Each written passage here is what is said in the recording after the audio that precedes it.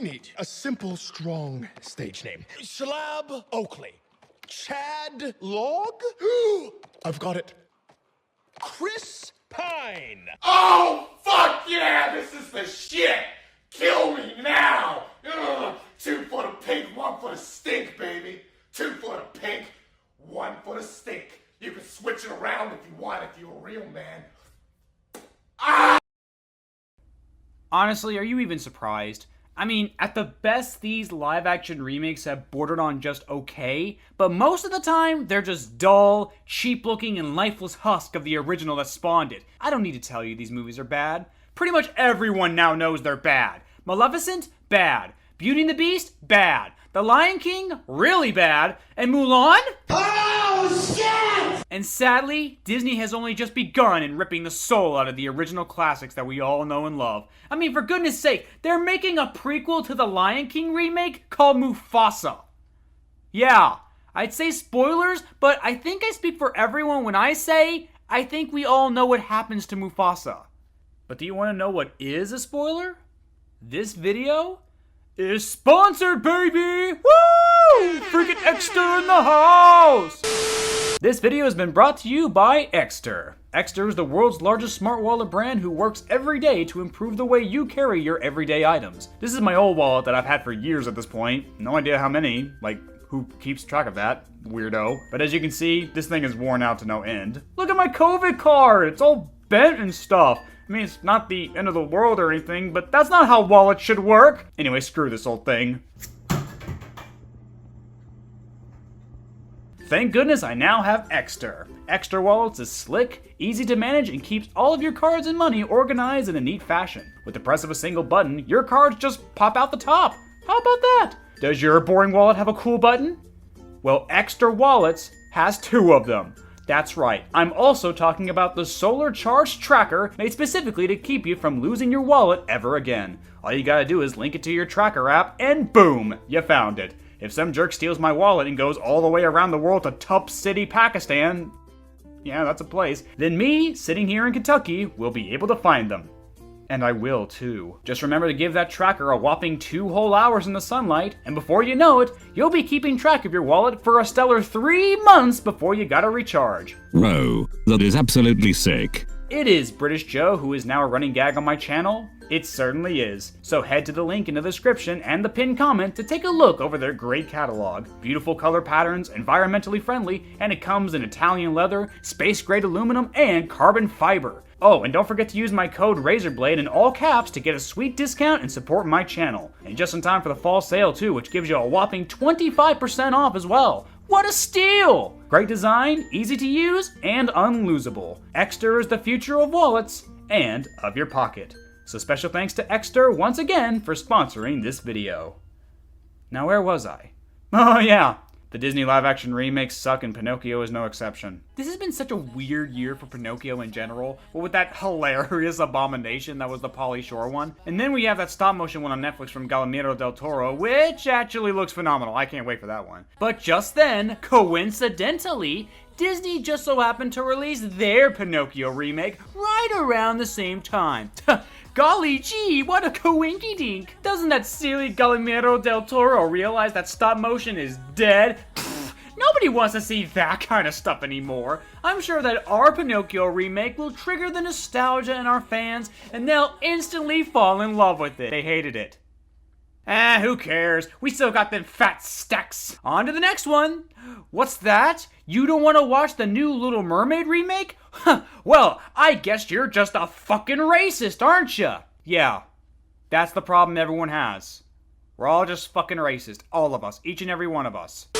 That isn't to say there are no racists at all. If someone is being a racist piece of shit, then of course call it out. Most people are just fed up with these movies being terrible and not getting any better. So I think it's safe to assume Little Mermaid will be no different.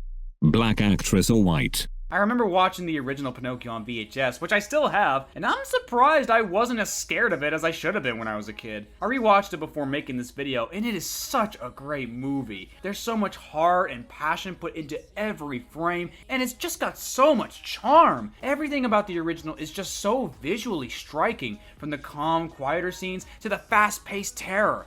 every image just stands out in its own unique way. This movie actually pushed the boundaries for animation in general with its effects involving rain, smoke, water, and so on. I would say effects at that time were so beautifully done.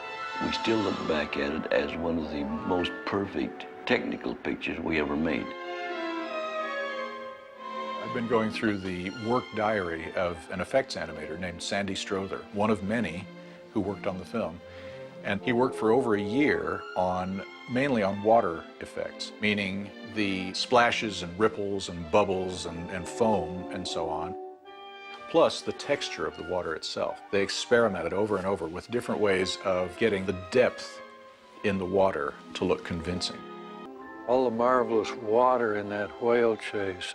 I think that was one of the finest sequences the studio has ever turned out, because the water is handled without so much logic in the way the waves work to make it entertaining. There's a big wave when you need it. When you don't need it, there's this smoother surface with a lot of wind blowing, a lot of wonderful foam on there. As Frank said once, the water's so believable a person could drown in it, and then they do.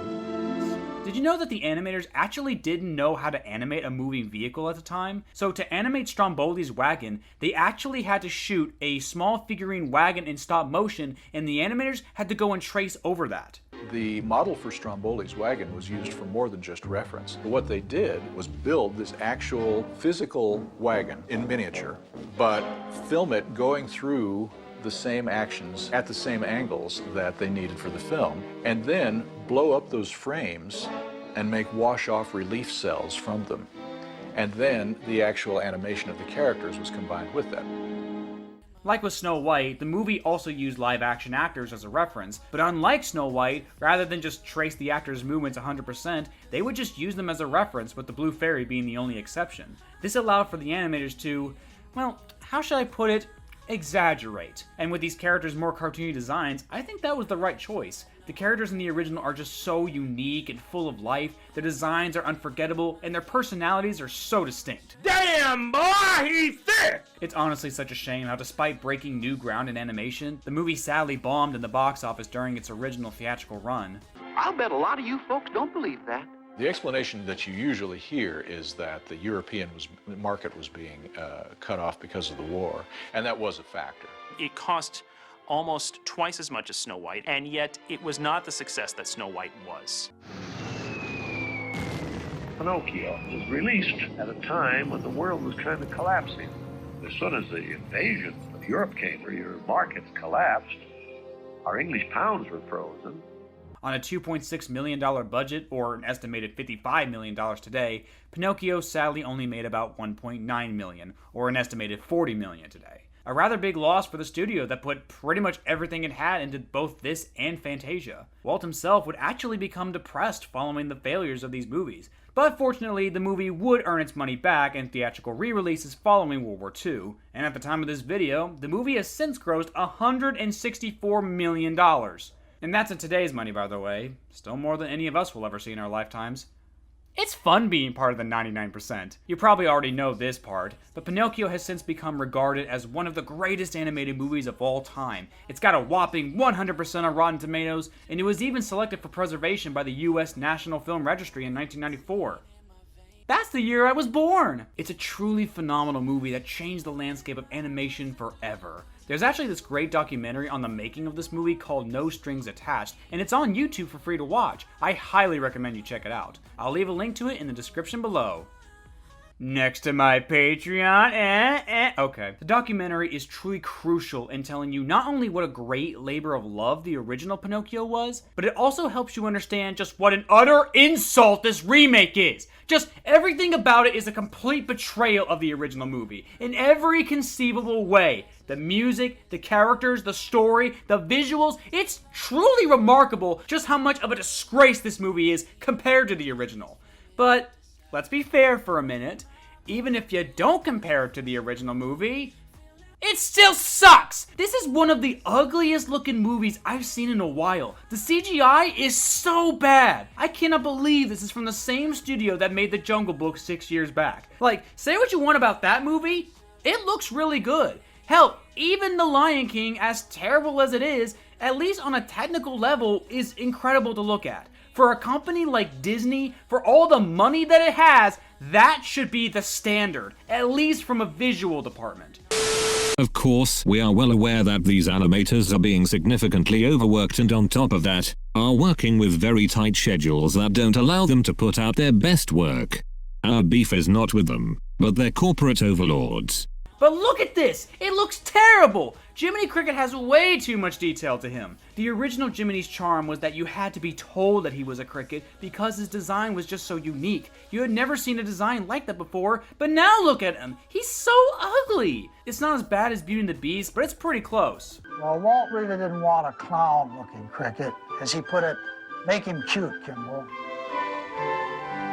And the character changed and morphed, and so he became the little blue man or the little green man, or he was this little man without any ears, until it became a character which really we only know is a cricket because we're told it's a cricket.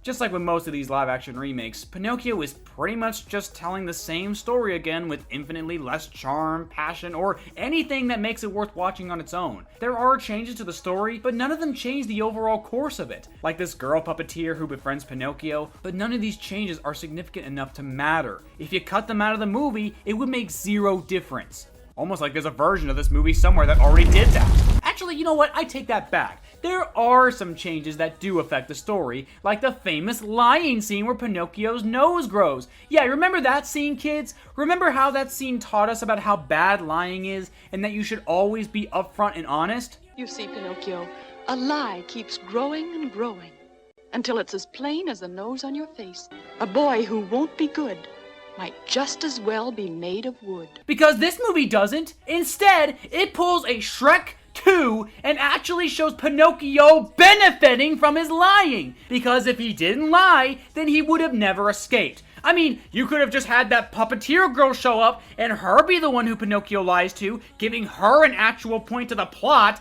but then that would paint our main character in a negative light. And we can't have that in Pinocchio, a movie where the main character is a child whose whole entire story revolves around learning to be good. Maybe by having Pinocchio do bad things, maybe it makes it all the more believable when he learns his lesson later. But no, just have him pretty much already know the difference between right and wrong on his own. What's even the point of Jiminy in this movie? He does nothing. He is worthless. Remember in the original movie where Jiminy tries to convince Pinocchio to go to school rather than go and become an actor, but then Pinocchio decides to just ignore him, basically making the whole metaphor of Jiminy being his conscience make sense? Well, in this movie, Jiminy gets trapped under a glass jar, so now he can't even try to help Pinocchio. Oh, and how about on Pleasure Island? Well, instead of having an actual argument with Pinocchio and calling him out on his bad behavior like a conscience would do, he just falls down a drain instead. He and Pinocchio practically never interact in any significant way that represents Jiminy not only as his friend, but as Pinocchio's conscience. Pinocchio never needs Jiminy to tell him right from wrong, he just kind of already gets it on his own. Like during Pleasure Island when all the kids are breaking shit, Pinocchio doesn't take part or break anything. Instead, he's like super hesitant and doesn't want to do bad things, and he barely drinks any alcohol at all. Oh, sorry, my bad. It's not alcohol, it's root beer. Fucking root beer! What is this shit, kids next door? Root beer. And I assume none of you are of legal drinking age. Oh, and there's no smoking in this movie either. Because, again, we can't show our main characters doing anything bad. I mean, it's not like the whole point of our main characters doing bad things was because they were bad. Pinocchio doesn't even really choose to go to Pleasure Island. He literally gets kidnapped, scooped off the streets in a literal net. Sure, they gave him a choice, but did they really?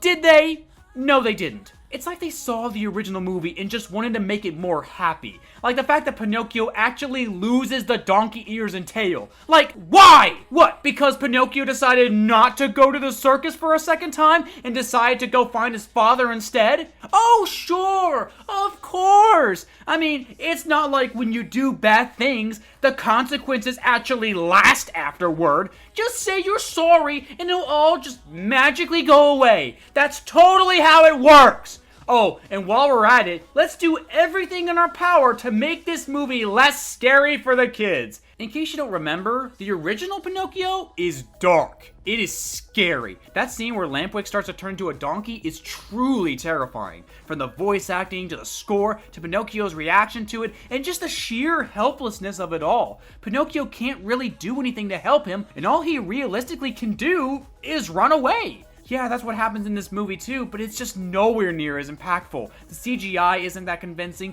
the music feels more like a discount Marvel track, and again, the consequences of Pinocchio being a bad boy is just undone 10 minutes later. Yes, the original movie is a more lighthearted version of the original book, which is way darker, but Walt knew that for the lesson to sink in, the kids had to be exposed to the dark nature. They had to learn that by doing bad things happen. Disney lightened it up and made it more palatable to an American audience.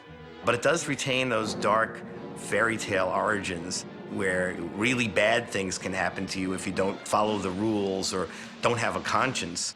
Things can go wrong. In order to illustrate that, Disney has to show it to you in all of its horror in some cases. Most of Walt's early films, as wonderful as they are to look at, definitely had the dark side to them. In Pinocchio, it is heightened to this extraordinary degree because here you have a child who is a true innocent. He's a child and a puppet at the same time. He doesn't understand the threat that these sinister characters present to him.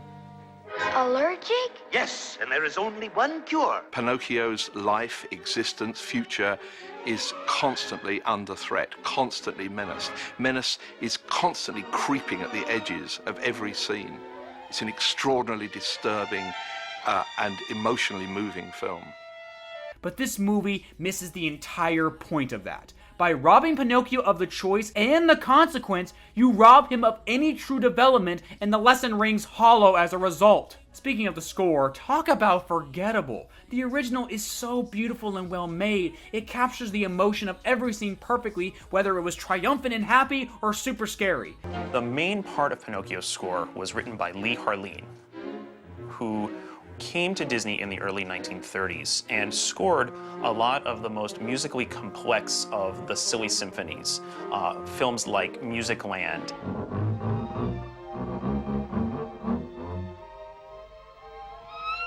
For Pinocchio, he really has his work cut out for him because there are these songs that come up throughout the film, but there are far more dramatic moments in this film than anything else that Disney had done prior to this. You got the music at the puppet show where the song is sung by Pinocchio and then taken through all of these international variations by all the other puppets in the show. You have no strings, your arms is free. I've got stings, but unto you. Bear me and I fun goes, but I'd rather go with you. Again, compare the score of this scene in the original to the same scene in the remake. It is literally night and day.